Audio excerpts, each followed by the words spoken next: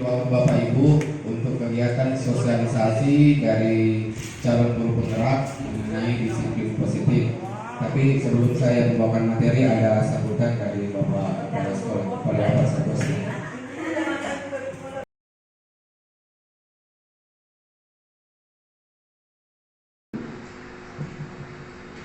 Bismillahirrahmanirrahim. Assalamualaikum warahmatullahi wabarakatuh. Ya, tak henti-hentinya kita memuji kebesaran Allah Subhanahu wa Ta'ala, karena dengan kekuatan yang diberikan kepada kita, alhamdulillah pada kesempatan ini kita akan saudara kita akan berbagi ilmu tentang disiplin positif. Dan ini janji saya dulu ya, waktu di Grade Mall harus memfasilitasi CGP di sekolah masing-masing. Tidak boleh kalau ada nama UI harus dipenuhi. Itu saya. Waktu itu sebenarnya dia minta laptop. Saya bilang kalau ada yang lain yang minta laptop.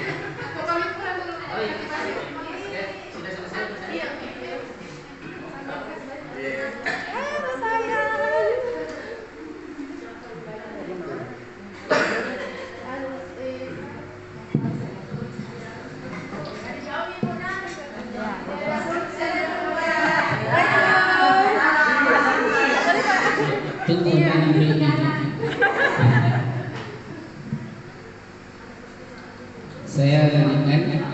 Salam dan selawat semoga senantiasa tercurahkan kepada junjungan kita Nabiullah Muhammad sallallahu alaihi wasallam, Nabi yang menjadi suri teladan bagi kita semua dalam melakoni kehidupan di permukaan bumi. Bapak dan Ibu sekalian, disiplin positif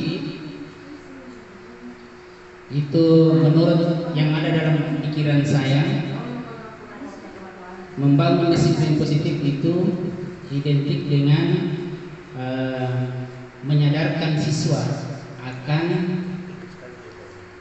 kedisiplinan. Kita berharap siswa berubah bukan karena hukuman, bukan karena janji, tapi disadarkan dan bahkan dia sendiri yang akan bagaimana caranya dia membangun disiplin positif itu. Jadi kita hanya memberikan arahan apa yang harus dia lakukan, dia sendiri memikirkan. Jadi siswa berubah bukan karena ancaman, hukuman atau dan lain sebagainya sifatnya negatif. Jadi diarahkan ke hal-hal yang positif. Dan itu yang saya lakukan pada prinsipnya selama ini. Ternyata ada dalam CGP. Jadi bahasanya itu adalah bahasa coaching, kental dalam counseling. Jadi sekira itu pengantar dari saya, dan itu yang saya tahu tentang disiplin positif. Tadi saya coba juga untuk mengisi kuesioner, tapi tidak bisa terbuka di hati saya kuesioner itu. Jadi sekira cukup pengantar dari saya dan akan dilanjutkan oleh narasumber kita pada hari ini, yaitu CGP saudara kita Nurudin. Sekira cukup. Sekian, assalamualaikum warahmatullahi wabarakatuh. Terima kasih Pak atas sambutan yang diberikan. Jadi baik teman-teman sekalian, jadi saya hari ini tugasnya adalah mensosialisasikan mengenai bagaimana pemberlakuan disiplin positif. Ya, jadi saya sengaja mengambil gambar tak semua. Ya, jadi di depan itu karena ini adalah salah satu syarat bahwa calon guru penggerak itu melakukan kegiatan sosialisasi supaya apa yang dilakukan oleh guru penggerak itu tersosialisasi dengan semua guru kemudian langkah yang diambil bisa sejalan dengan Bapak Ibu guru sekalian. Jadi mengenai disiplin positif tadi sudah disinggung sedikit oleh Bapak Kepala Sekolah. Jadi kalau kita mengingat tentang disiplin, kira-kira apa dalam pemikiran tak? Rajin, datang tepat waktu. Ya, tetapi tidak semua keinginan kita itu bisa terpenuhi, tercapai di anak-anak. Ya, pasti ada saja yang melanggar, ada yang malas, ada yang bolos. Nah, ini yang kita mau bagaimana penyelesaian masalah tersebut yang melibatkan murid. Jadi bukan guru yang memutuskan, tetapi kita melibatkan murid. Jadi saya akan putar satu video yang namanya 5 posisi kontrol. Di sini ya Bapak Ibu bisa kira-kira kita ini berada di mana? Ya. Ya. Ya, jadi silakan menyimak dulu. Salam bahagia Ibu dan Bapak guru hebat. Dalam penerapan disiplin positif restitusi, salah satu program yang dikembangkan adalah 5 posisi kontrol.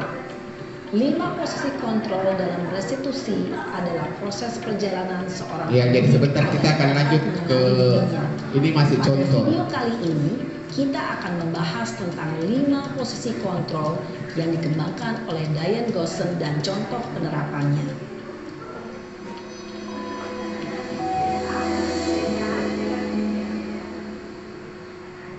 5 posisi kontrol itu adalah 1. Posisi penghukum, 2. Posisi pembuat merasa bersalah, 3. Posisi teman, 4. Posisi pemantau atau monitor, dan 5. Posisi manajer. Untuk lebih memahami kelima posisi tersebut, mari kita saksikan kasus Naren yang terlambat hadir 20 menit di sekolah dan melihat bagaimana kelima posisi kontrol dalam menghadapi masalah tersebut. Jadi ini sama kasusnya, penanganannya berbeda. Ya, ini sebagai posisi penghukum.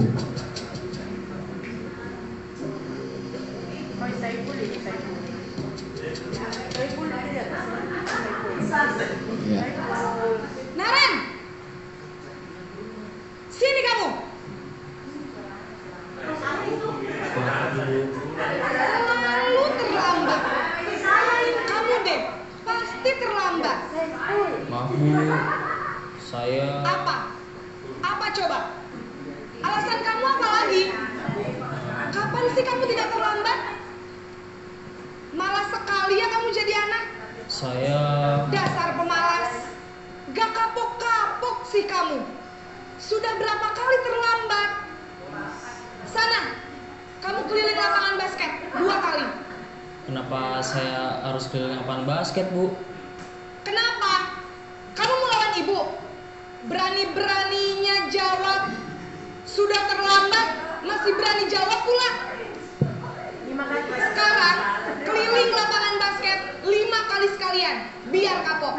Cepat, pergi sana ke lapangan basket. Posisi penghukum biasanya berbicara dengan... Ya, jadi ini posisi penghukum. Jadi dia menghardik, menunjuk-nunjuk, berkaca pinggang, dan membentak. Nada tinggi, menghardik, menunjuk-nunjuk, menyakiti, dan menyindir. Hukuman bisa berupa fisik maupun psikis. Ibu dan Bapak guru hebat. Dampak yang terjadi pada murid ketika guru berada pada posisi penghukum adalah murid cenderung akan memberontak, bahkan menyimpan dendam. Oke, sekarang posisi yang kedua, pembuat merasa bersalah. Kasusnya masih sama, terlambat. Iya. Penanganan yang berbeda. Naren,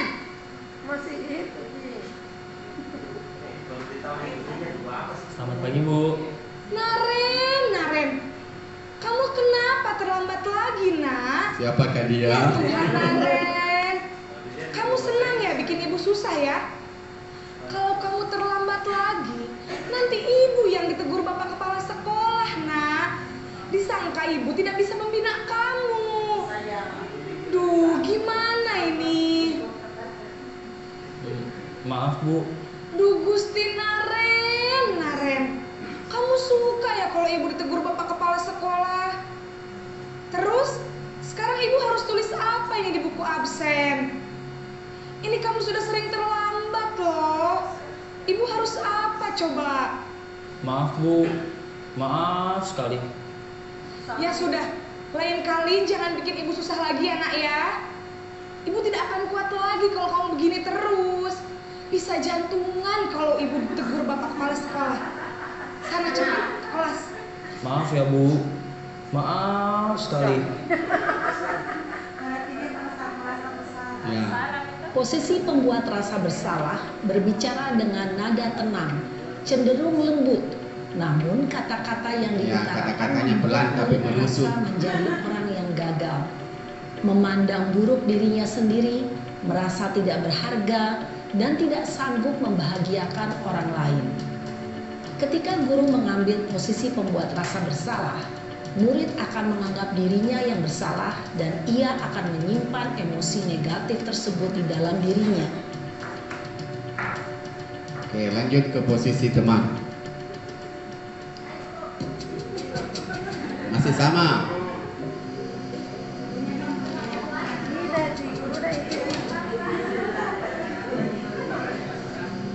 Naren,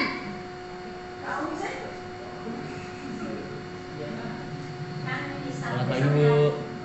wah, sudah jam berapa ini nak? Terlambat lagi ya sayang. Iya Bu. Habis ibu saya lupa bangunkan saya Bu. Kamu malah menyalahkan ibu kamu. Kamu bukannya anak yang larinya paling kencang. Kok terlambat sih? Iya Bu. Saya memang terlambat bangun tadi. Jadi biarpun saya lari kencang, tetap gak kekejar Bu. Ya sudah sana. Nanti lain kali larinya lebih kencang lagi ya. Biar gak terlambat lagi. Bikin seneng ibu. Demi ibu. Bisa kan? Bisa lah Bu. Ya sudah sana masuk kelas. Ibu beresin urusan absen kamu. Kamu ini ada-ada saja. Dalam posisi teman, guru berbicara dengan nada suara ramah, akrab, cenderung bersenda gurau untuk menjaga suasana tetap santai. Murid akan merasa senang, aman, dan akrab dengan guru. Identitas yang tercipta adalah identitas sukses atau berhasil. Namun, perlu diingat, karena ini masih dorongan eksternal, maka ada faktor ketergantungan dari murid kepada orang tertentu. Di sini guru aksennya, sehingga di lain waktu murid bisa berperilaku baik, namun hanya kepada orang-orang tertentu saja. Ya, ini posisi pemantau atau monitor.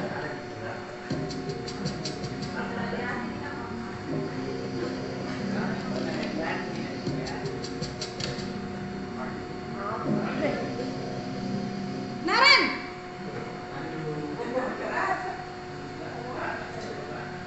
Selamat pagi Bu.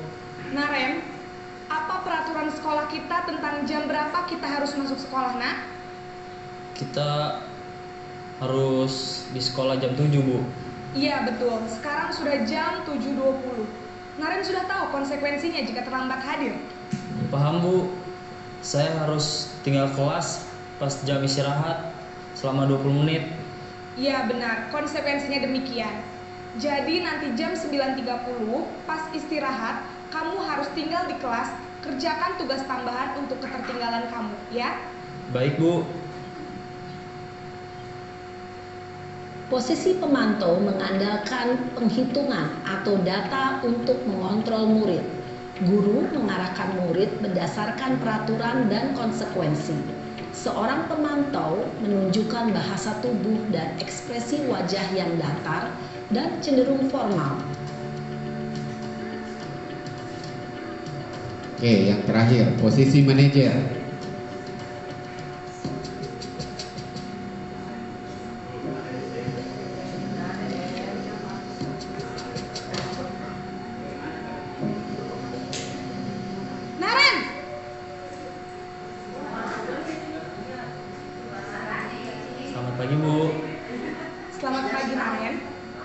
Maaf Bu, saya terlambat. Iya, sekolah masuknya jam 7, sekarang sudah jam 7.20. Jadi sekarang bagaimana ini Naren? Maaf Bu, saya lupa setel alarm saya semalam. Baiklah, menurut kamu, keyakinan sekolah yang mana yang perlu kamu tingkatkan? Menghargai diri sendiri dan orang lain mungkin ya Bu. Setuju. Jadi, apakah Naren meyakini prinsip saling menghormati tersebut? Iya Bu, saya meyakininya. Apakah Naren bersedia memperbaiki masalah keterlambatan ini? Bersedia Bu. Bagaimana kamu akan perbaiki masalah keterlambatan ini? Saya akan coba untuk tidak lupa menyetel alarm saya Bu. Baik, kalau Naren lupa menyetel alarm di rumah, ada orang yang kira-kira bisa bantu mengingatkan tidak? Ada Bu, kakak saya, Kak Emma. Ada lagi selain Kak Emma? Selain Kak Emma, ada ibu saya. Baik, jadi yang mengingatkan Naren adalah Kak Emma dan ibu kamu ya? Kira-kira akan mulai setel alarm kapan nih Naren? Setelah pulang sekolah, akan segera saya lakukan. Baik, jadi Naren akan setel alarm untuk bangun besok pagi dan akan diingatkan oleh kakak dan ibunda Naren ya. Ada lagi yang mungkin perlu dilakukan Naren agar tidak terlambat bangun lagi? Tidak ada Bu. Baik Naren, terima kasih untuk kerjasama kamu. Sekarang kamu perlu kembali ke kelas untuk belajar. Baik Bu, terima kasih. Iya. Posisi manajer adalah posisi kontrol yang disarankan untuk membimbing murid memiliki sikap disiplin yang positif, yaitu murid yang mandiri, bertanggung jawab, dan dapat memecahkan masalah. Tujuan dari posisi ini adalah agar murid dapat berefleksi atas tindakannya. Guru akan dengan tulus memberikan pertanyaan-pertanyaan bermakna, sehingga membuat murid dapat belajar dari kesalahannya dan mencari sebuah solusi untuk menyelesaikannya. Ibu dan bapak guru hebat, setelah mengamati adegan kelima posisi kontrol tadi, kira-kira posisi mana yang paling ideal? Posisi mana yang dapat menunjang motivasi intrinsik murid? Ya, tentu posisi manajer. Posisi ini memang posisi ideal yang ingin dituju setiap pendidik. Oke, baik Bapak Ibu. Jadi ada jawabannya. Cuma untuk mencapai posisi itu, ya tidak semudah kita menonton. Ya, tidak semudah menonton. Kemudian itu tergantung di Bapak Ibu. Ya, bukan di siswa, tetapi kontrolnya ada di diri kita masing-masing. Ya, baik lanjut. Jadi, sekarang ada pertanyaan seperti ini. Apakah Anda setuju dengan pernyataan ini? Hukuman dapat mendisiplinkan anak. Ya, sama-sama tidak. Yang kedua, pemberian hukuman dengan hal positif seperti membaca atau membersihkan halaman sekolah dapat meningkatkan disiplin anak. Bisa ya, bisa tidak. Ya, tetapi ini dampaknya masih ada di anak. Ya, apakah dia mengerjakan membersihkan tetapi mulutnya juga ya mendongkol atau hatinya mendongkol. Ya, kemudian yang ketiga, memberi penghargaan dapat meningkatkan motivasi belajar anak. Ya, dapat. Ya, tetapi kalau tidak ada hadiah, ya dia sudah tidak bergerak. Berarti motivasinya belum motivasi dari dalam, tetapi masih motivasi dari luar. Oke. Baik Bapak Ibu, ini ada 6 materi. Jadi sabar gini. Jadi ada 6 materi yang mau saya sosialisasikan. Yang pertama disiplin positif dan kebajikan universal. Yang kedua teori motivasi, hukuman dan penghargaan. Kemudian restitusi yang tadi. Kemudian keyakinan kelas, kebutuhan dasar manusia dan dunia berkualitas. Restitusi 5 posisi kontrol dan restitusi segitiga restitusi. Oke, lanjut ke disiplin positif. Nah, ini ada kasus Bapak Ibu. Jadi anggap di tangan Bapak Ibu ada kertas. Ya, kemudian ada tulisan kecil. Kemudian tuliskan benda atau sesuatu yang sangat berharga untuk Anda. yang ada di kepala tangan itu. Letakkan di salah satu tangan Anda dan buatlah genggam benda tersebut. Pokoknya genggam sekuat-kuatnya. Kemudian ada teman yang mau membuka. Ya, misalnya buka ke tangan tak. Ada juga yang paksa buka tangan tak. Ya, untuk membuka ini kira-kira di mana kontrolnya? Di Anda atau teman? Ya, ada di penggenggam toh? Ya, jadi jawabannya ada di penggenggam. Kenapa kira-kira di penggenggam? Ya, karena biar maui, kalau kita tidak mau, ya tidak terbuka juga, biar napas sakit. Ya, kecuali kalau gitu-gitu. Ya, natak kelemahan tak. Ya, bisa terbuka. Ya, jadi begitupun dengan murid. Ya, murid mau dipaksa rajin, dipaksa mengerjakan tugas, tetap dia yang menentukan. Tetapi bagaimana dia mau melakukan dengan ikhlas, dengan kemauannya sendiri. Nah, ini yang akan kita pelajari. Jadi ada Bu teori kontrol ini yang pemikiran tak selama ini. Jadi ilusi guru mengontrol murid. Jadi pikiran tak itu kita yang kontrol murid. Nah, ada juga bahwa kritik dan membuat orang merasa bersalah dapat menguatkan karakternya. Misalnya kalau kau selalu mentong kau salah, dianggap kuat, nah, tidak dituduh kuat media. Atau bahwa semua penguatan positif efektif dan bermanfaat seperti tadi memberi hadiah, memberi pujian di depan temannya, nah, bagi kita itu sudah berhasil. Atau bahwa orang dewasa memilih hak untuk memaksa. Jadi kita semua guru adalah orang dewasa, murid itu adalah anak kecil, kita berhak memaksanya. Ya, ini semua kesalahan-kesalahan konsepsi yang ada. Ya, kita bandingkan saja kalau anak kita. Ya, saya biasa pernah kalau bawa anak pergi beli mainan, ya mainannya itu ini yang dia mau. Tapi jangki, ini kau beli Ya, kita memaksakan mereka untuk sesuai keinginan. Tapi jangan mau banyak begitumu. Ada dulu sudah dibeli rusak nih. Ya, jangan beli lagi. Tapi tetap dia yang mau yang itu. Ya, tapi karena kita sebagai orang yang berkuasa, kita yang punya uang, kita tetap memaksakan. Akhirnya dia beli yang kita sukai tidak dipakai di rumah karena tidak sesuai dengan keinginannya. Oke. Jadi pada dasarnya kita tidak dapat memaksa murid untuk berbuat sesuatu jika murid tersebut memilih untuk tidak melakukannya. Nah, jadi kontrolnya ada di murid. Kemudian bahwa semua penguatan positif efektif dan bermanfaat. Penguatan positif atau bujukan. Nah, coba bagi anak kecil yang ada anaknya semakin dibujuk itu semakin ya memberontak. Ya, karena tidak sesuai dengan keinginannya. Dipaleci dengan segala macam cara tetap. Ya, karena itu tidak bermanfaat bagi dia. Kemudian bahwa kritik dan membuat orang merasa bersalah dapat menguatkan karakter. Jadi menggunakan kritik dan rasa bersalah untuk mengontrol murid menuju pada identitas gagal. Jadi kalau kita kritik, ya sebenarnya dia menganggap bahwa oh begitu mentungas saya.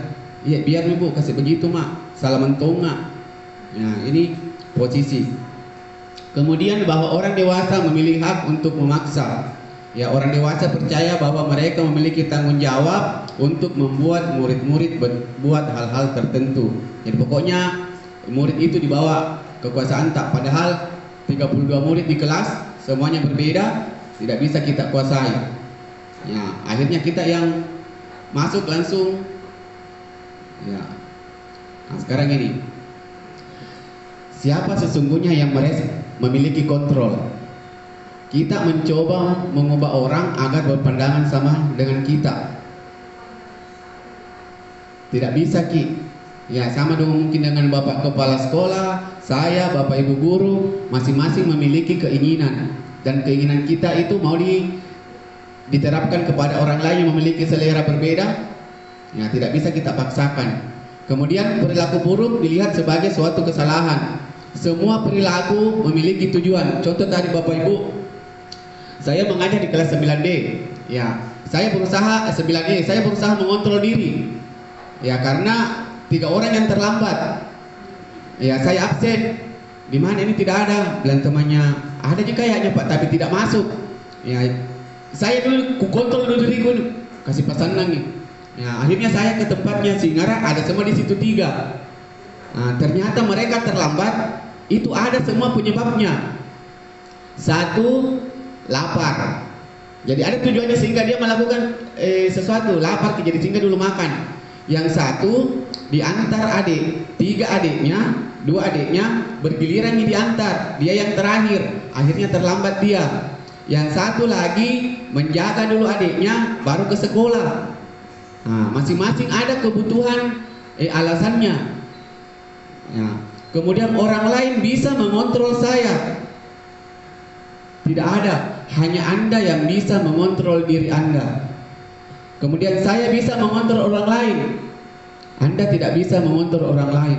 Ya, kita tidak bisa mengontrol. Bayangkan kalau 32 mau dikontrol. Pemaksaan ada pada saat kunjungan gagal. Kalau setengah mati cuma pelece, nah tidak mau ditambahin. Ya, inilah yang sering kita lakukan. Model berpikir menang kalah. Selama ini selalu kita bahwa hebat kayak ini kalau ku kasih malu depan temannya, ku marahi. Padahal kita harus berpikir ya menang-menang. Apa bahasa Inggrisnya itu? Win-win solution. Jadi kita bagus, siswa juga bagus. Nah, ini disiplin positif. Jadi apa itu disiplin? Makna disiplin belajar kontrol diri dengan menggali potensi kita agar tercapai tujuan yang mulia, itu sesuatu menjadi seorang yang kita inginkan berdasarkan nilai yang kita hargai. Nah, ini motivasi, Bu. Semua orang memiliki motivasi dan tujuan. Jadi teori motivasi yang kami pelajari itu ada 3 ya, untuk menghindari hukuman, untuk mendapatkan imbalan, dan untuk menghargai diri sendiri. Nah, di situ ada 2 sumbernya. Ada motivasi intrinsik dari luar, itu kalau hukuman. Contoh, tadi itu kenapa dia tidak masuk sama saya? Karena masih pikirannya dia, saya masih tukang hukum. Kenapa tidak masuk? Lebih memilih disingara daripada, lebih memilih bolos daripada terlambat. Dan takut gak dihukum, Pak. Nah, menghindari hukuman. Ya. Atau yang kedua, mendapatkan imbalan.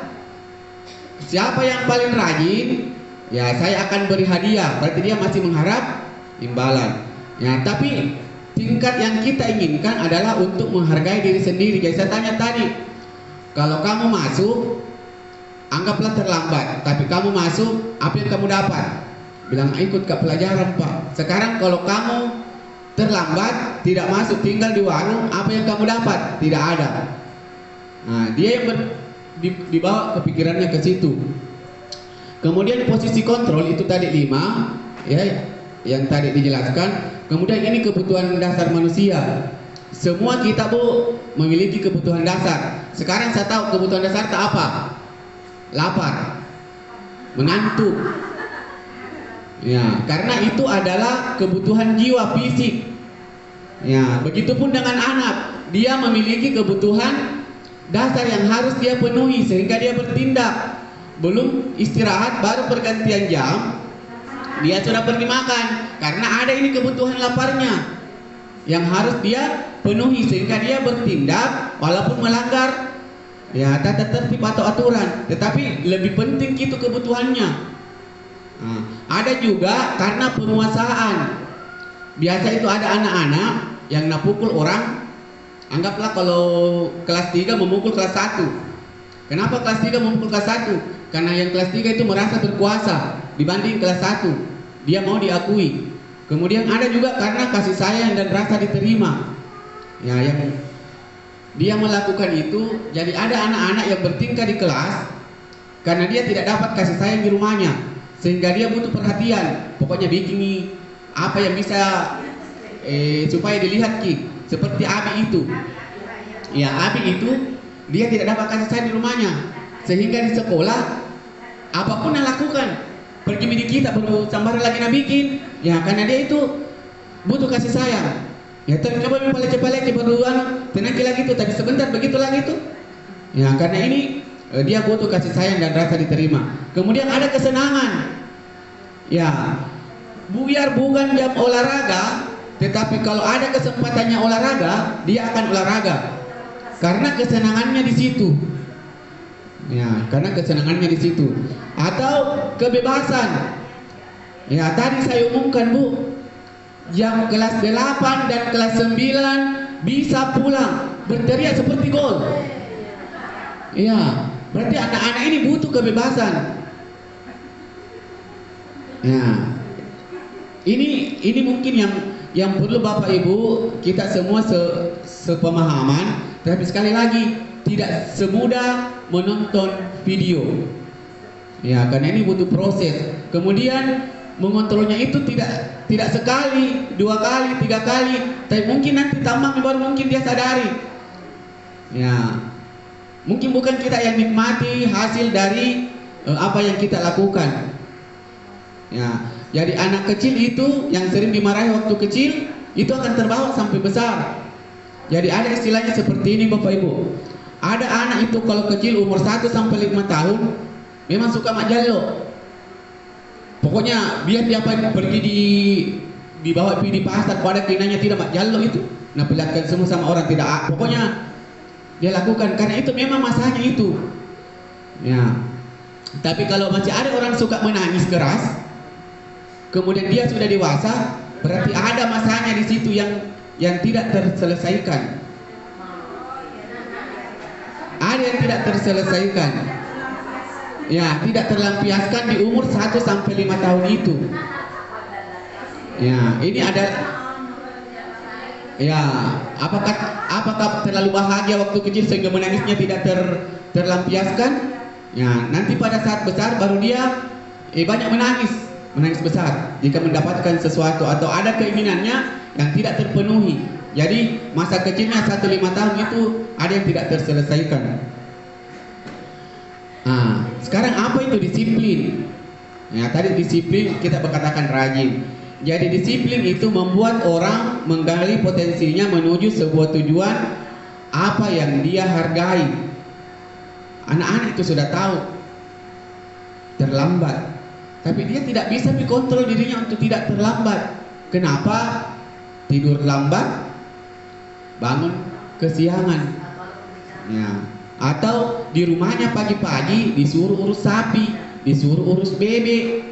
Ya, sama orang tuanya, berarti bukan di anak ini, tetapi ada di rumahnya. Situasi yang membuat dia seperti itu.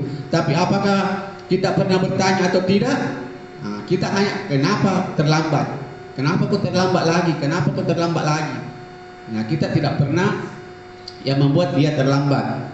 Namun dalam budaya kita, makna kata disiplin telah berubah menjadi sesuatu yang dilakukan seseorang pada orang lain untuk mendapatkan kepatuhan. Jadi patuh, tata tertib. Ya. Di tata tertib itu hanya ada 2, hukuman, larangan. Ya, kalau begini kok sebegini poinnya, kalau sampai sebegini poin dikasih keluar. Itulah tata tertib yang kita buat. Nah, kemudian kita beralih ke nilai kebajikan universal. Jadi ya kita ini sudah menuju kepada IKM, kurikulum merdeka. Jadi dulu itu ada namanya karakter. Ya, sekarang itu tonji sebenarnya, tetapi menjadi ya nilai-nilai karakter profil pelajar Pancasila itu tonji intinya. Dan karakter ini Bapak Ibu ya jangan mengharapkan bisa kita lihat sekarang secepat itu, karena dia butuh proses. Pergi saja sembahyang, ya kan di sini ada beriman, bertakwa kepada Tuhan Yang Maha Esa dan berakhlak mulia. Intinya itu beriman, melaksanakan ajaran agamanya. Tapi dia dari 100 sekian ratus siswa tidak sampai 30 orang yang salat. Nah, jadi ukurannya sampai di mana? Tidak kena ukuran. Oke. Dasar pelaksanaan pendidikan disiplin positif. Nah, ini ada di standar pendidikan nasional. Saya langkah saja. Kemudian teori motivasi. Nah, ini teori motivasi perilaku manusia untuk menghindari ketidaknyamanan atau hukuman. Dia akan bertanya seperti ini, apa yang akan terjadi apabila saya tidak melakukannya?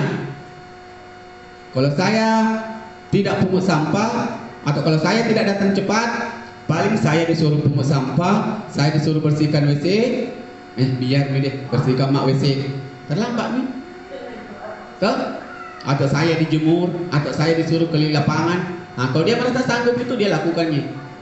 Untuk mendapatkan imbalan dari orang lain atau institusi, apa yang akan saya dapatkan apabila saya melakukannya? Ya, contohnya misalnya saya kalau datang nggak cepat, kira-kira ini napuji kah ini kepala sekolah?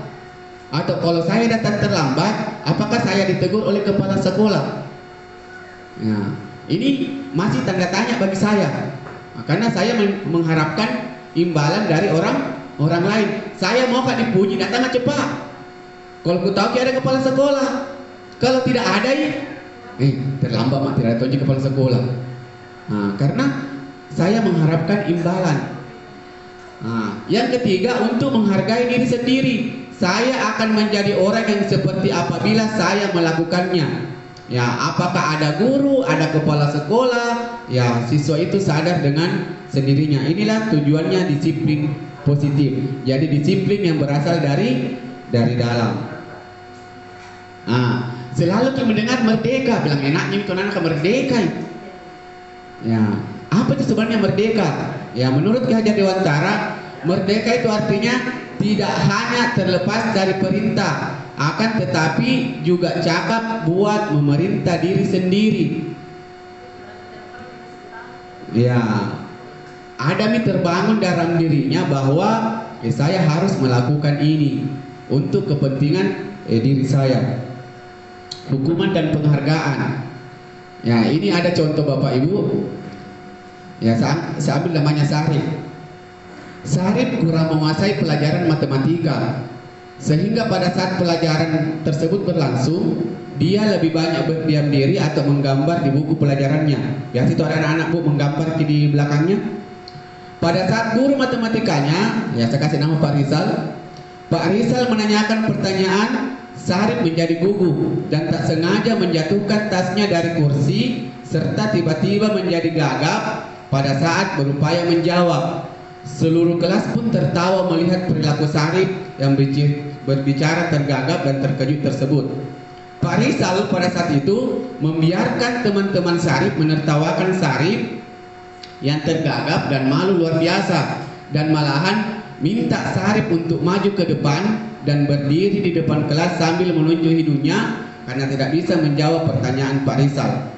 Kelas makin gaduh dan anak-anak pun tertawa melihat Sarip di depan kelas memegang ujung hidungnya. Ya, saya pribadi pernah melakukan seperti ini. Anak yang ribut, yang suka lari-lari, supaya terkontrol, saya bisa kontrol, saya kasih berdiri di depan. Ya, biasa juga kasih. Saya masih ingat waktu SD ada hukuman begini tuh. Ya, udah, tidak boleh turun. Ya, itu hukuman zaman dulu. Atau disuruh ruku begini. Ya, ini sebenarnya tidak ada hubungannya. Ya, tetapi karena kita yang merasa kontrol. Nah, apakah Bapak Ibu setuju dengan tindakan Pak Rizal terhadap Sarip? Ya, kalau guru normal pasti tidak. Ya, tetapi biasa kita lakukan. Ya, menurut Bapak Ibu, tindakan Pak Rizal terhadap Sarip apakah sebuah hukuman atau konsekuensi? Hukuman atau konsekuensi? Ya, kita menentukan dulu yang mana itu hukuman, yang mana itu konsekuensi. Ya, dalam menjalankan peraturan atau keyakinan kelas sekolah, bila mana ada satu pelanggaran, tentunya sesuatu harus terjadi untuk kita perlu meninjau ulang tindakan penegakan peraturan atau keyakinan kelas atau sekolah kita selama ini. Nah, ini akan kita pelajari dalam restitusi. Apa itu restitusi? Tadi sudah lihat restitusi. Jadi restitusi itu ya mereka bisa kembali kepada kelompok mereka dengan karakter yang lebih kuat, bukan karena malu, ya bukan karena disakiti, ya bukan karena diancam. Ya, selanjutnya keyakinan kelas. Jadi keyakinan kelas Bu, selama ini selalu kita membuat tata tertib itu tidak melibatkan murid. Siapa yang buat tata tertib? Kesiswaan, sekolah, dan murid tidak pernah ditanya. Ya, padahal dia yang mau melakukan. Murid datang jam 7. Ya. Padahal dia tidak sanggup. Kita gurunya datang jam 7.30, muridnya datang jam 7. Ya, kita buat tata tertib. Ya, jadi mereka dibuatkan peraturan supaya mereka bisa kita kendalikan. Nah, ini ada tingkatan, ada 4 tingkatan. Ada peraturan kelas yang kita buat di kelas itu. Kalau peraturan di kelas seperti apa? Kontrak belajar seperti tidak boleh ribut pada saat guru menjelaskan. Toh? Tidak boleh keluar masuk pada saat guru menjelaskan, tidak boleh mengganggu teman. Nah, itu peraturan kelas. Nah, peraturan kelas ini sudah bagus, tetapi mereka masih menganggap sebagai larangan.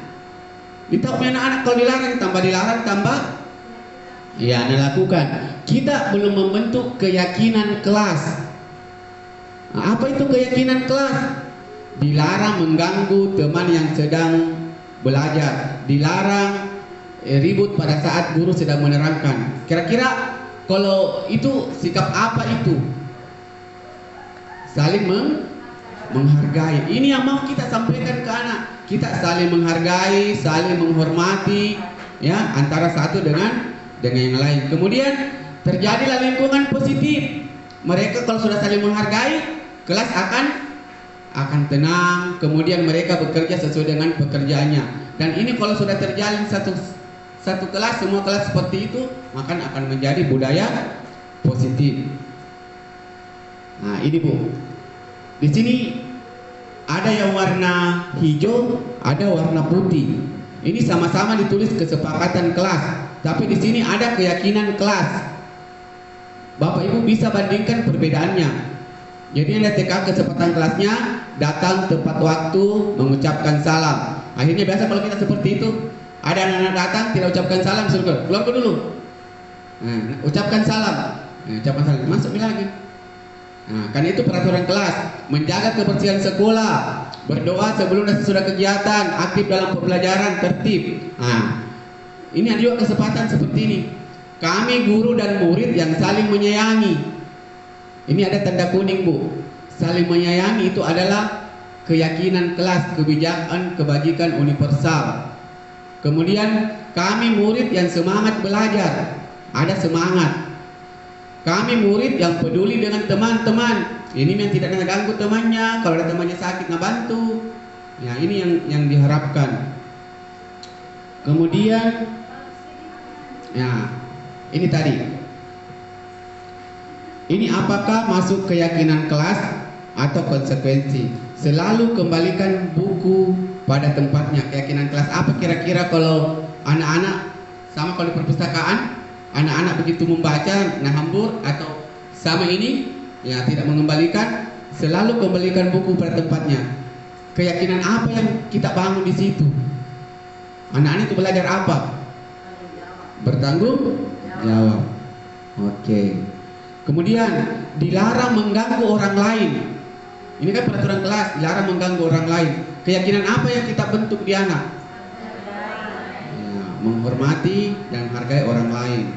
Hadir di sekolah 15 menit sebelum pembelajaran dimulai. Ya, menghormati orang lain, berkomitmen, janjinya atau disiplinnya. Kemudian dilarang melakukan kekerasan. Ya, keselamatan dan menghormati orang lain. Bahaya kalau nak pukul orang yang sampai berdarah. Ya, akhirnya dia akan dituntut. Dilarang menggunakan narkoba. Ya, kesehatan, bergantian dan atau menunggu giliran, ini anak-anak tidak bisa antri. Ya, menghormati orang lain dan belajar bersabar. Gunakan masker. Ya, kesehatan, keselamatan. Jangan berlari di kelas atau koridor. Keselamatan. Nah, inilah tindakan yang biasa kita lakukan Ibu, Bapak Guru. Apakah ini hukuman atau konsekuensi? Mencatat 100 kali di dalam buku kalimat, saya tidak akan terlambat lagi karena terlambat ke sekolah. Apakah ini hukuman atau konsekuensi? Oke, hukuman. Lari mengelilingi lapangan basket 2 kali karena terlambat hadir sekolah. Hukuman. Murid diminta untuk push up 15 kali karena tidak menggunakan masker ke sekolah. Hukuman. Menggantikan kertas tugas teman yang telah dicoret-coret. Konsekuensi. Membersihkan tumpahan air di meja tulis karena tersenggol pada saat belajar. Ya. Murid tidak disuruh untuk mengenakan sepatu seharian di sekolah. Ini yang sering kita lakukan ya. Karena tidak mengenakan sepatu. Konsekuensi atau hukuman? Ya, hukuman. Ya, kenapa bisa jadi hukuman? Ya, karena dia sudah tidak pakai sepatu, dilarang lagi pakai sendal, ya, dan disuruh. Ya. Kemudian lari mengelilingi lapangan basket 2 kali karena terlambat 10 menit untuk pelajaran PJOK. Ya, beda ki nomor 2 dengan nomor 3. Di sini konsekuensi. Kenapa? Karena ada hubungannya. Ya, tadi temannya sudah 10 menit pemanasan, sudah dan ada bertahan hidup. Bertahan ini Bu adalah kebutuhan. Ya, tidak bisa kalau tidak dipenuhi. Nah, ini yang paling mendasar kita, kebutuhan hidup. Pokoknya biar sementara mengajar kita, tapi anak-anak kalau sudah bunyi perutnya, Pak, izinkan dulu ke WC. Oh, ini ke WC. Sekali kalau ini anak kenapa pergi ke WC, pergi belanja. Nah, karena ini kebutuhan hidup. Nah, ini yang harus kita cari solusinya. Nah, saya tanya, kenapa kita sekali lapar, Nak? Apa jawabannya? Tidak ku makan, Pak, tidak sarapan. Kenapa kita sarapan? Belum bisa masak memangku. Nah, tidak ada yang bisa dia makan di rumahnya ke sekolah, padahal belajar itu butuh energi. Akhirnya ya seperti itu. Makanya ada jadwal yang pernah saya dapatkan itu Bu, jam 9 itu sudah istirahat lama. Di pagi itu jam 9 istirahat, maksudnya nanti 9.30 ada kesempatannya di situ anak makan. Jadi kebutuhan bertahan hidupnya sudah selesai. Akhirnya ke atas itu konsentrasinya belajar lagi. Ya, kita tidak 15 menit dari Pak, belum pergi selesai makan bunyi bibir. Nah, karena itu yang kita buat. Karena kapan dibuat lebih lama kita juga pulang. Dan mereka juga mengingat cepat pulang. Kita juga dulu mau cepat. Dan sekarang mau makin pulang. Ya. Kemudian, nah inilah kebutuhan dasar hidup manusia. Nah ini tadi Bu 5 posisi kontrol dan sudah kita muncul bersama. Jadi ada penghukum, ada pembuat orang merasa bersalah, ada sebagai teman, ada pemantau, ada manajer. Langkah pertama itu Ibu, jadi ini ada 3 langkah.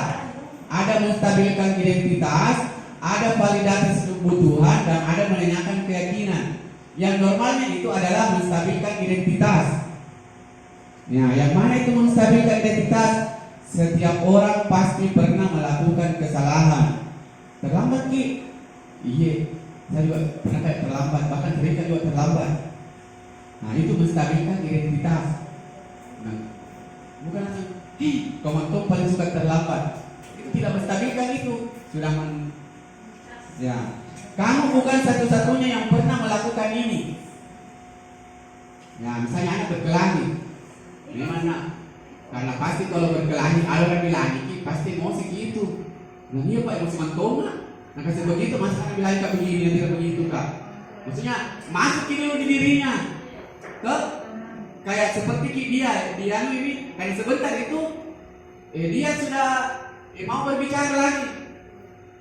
Bukan langsung dianggap dia sebagai orang bersalah. Jadi menstabilkan identitas, baru masuk ke validasi kebutuhan. Kamu tentu punya alasan mengapa melakukan itu. Kenapa dipukul Ki? Kenapa kau terlambat? Kenapa tidak kerjakan tugas? Ada semua itu alasannya tersebut. Karena sampai kita di sini, adakah cara yang lebih efektif untuk mendapatkan apa yang kamu butuhkan? Cale Pak, karena repot sisa. Masa alena paling bicu. Nah, dari toko foto tua jadi uang baik. Nah, itu alasannya dia. Kita bisa masukin nanti. Nah, bisa ditanya. Tapi apa kamu sama dia? Adekmu? Bukan. Apamu? Nah, pokoknya ada kelas tuh. Bagaimana kalau mana orang tuanya? Orang tuanya saya tidak pukul, anaknya kau pukul. Nah, mulai disodor itu. Karena dia sudah mulai menyadari kesalahan. Nah, baru menanyakan keyakinan. Nilai-nilai apa yang telah kita sepakati? Bolehkah kita memukul orang lain? Bilang tidak. Nah, bolehkah kita dipukul anaknya orang tanpa ada salahnya? Dibilang tidak.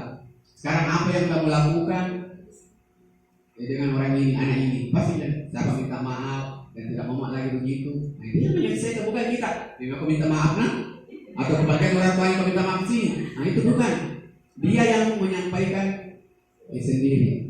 Tapi sekali lagi Bu, ini kontrol diri ada di guru. Ya, ada di guru. Apakah kita bisa melakukannya? Ya, mari kita tanyakan pada diri kita sendiri. Dan kita bisa mulai belajar. Kenapa Bu? Saya sudah praktekkan. Marah itu capek, menghabiskan energi. Iya.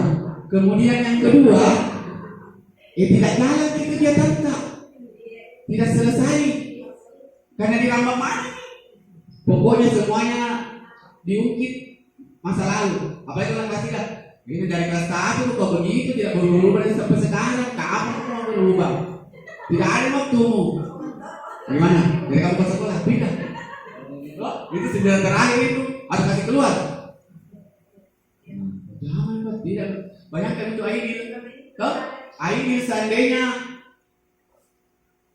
apa ini berapa kali keluar? Karena pelanggaran. Tapi saya lihat akhir-akhir ini, ya walaupun dia belum normal, ya tetapi dari angka itu sudah menuju ke 70. Ya, satu tidak selalu bawa itu tasnya. Apakah tidak bawa lagi buku yang jelas, tidak bawa lagi tas kemana-mana. Nah ini segitiga restitusi. Nah ini semua kata-katanya Bu. Segitiga. Nah. Sekarang ini ada yang pertanyaan yang bisa kita sampaikan kepada anak. Apakah kamu ingin berbuat lebih baik? Ini kata-katanya ini. Dan terserah saya tidak perlu lakukan. Karena semuanya kontrolnya di saya. Apakah kamu ingin berbuat lebih baik? Awas benar, lakukan memangnya. Kalau tidak, tambah itu besok. Kalau tidak lakukan itu besok, tambah hukumanmu. Nah, itu selalu kita. Kemudian apakah saat ini kamu sedang menjadi orang yang sedang kamu inginkan? Senang kita apa? Tidak Pak. Apakah kamu bisa mengubah kegiatan kamu saat ini seperti menjadi sikap yang lebih baik membantu? Apakah wajar membuat kesalahan? Bisakah kita memperbaikinya? Apa yang kamu lakukan saat ini sesuai? Kapan kamu siap untuk mulai? Nah ini kata kunci. Selalu ditanya ke anak, kapan kamu siap untuk mulai? Ada yang bilang, besok Pak. Atau tidak Pak. Ya kalau kita mengajar, tidak terlambat Mak. Pegang itu kata-katanya anak dan catat Ibu. Perlihatkan nanti. Pernah aku bilang sama saya Pak. Nah, Irham tadi begitu. Kemarin Pi, Irham, aku terlambat. Terlambat ke bangun Pak. Jam berapa ke bangun? Jam 7. Jam berapa ke sekolah? 7.30. Mana kau tinggal? Di Bonto. Pasti terlambat Pak. Bagaimana besok? Tidak Pak. Tadi terlambat lagi. Apa alasannya? Tidak kuliah di matahari Pak. Mendung nih Pak. Jadi saya tidak tahu kalau saya yang iya, saya bilang masih pagi-pagi. Saya juga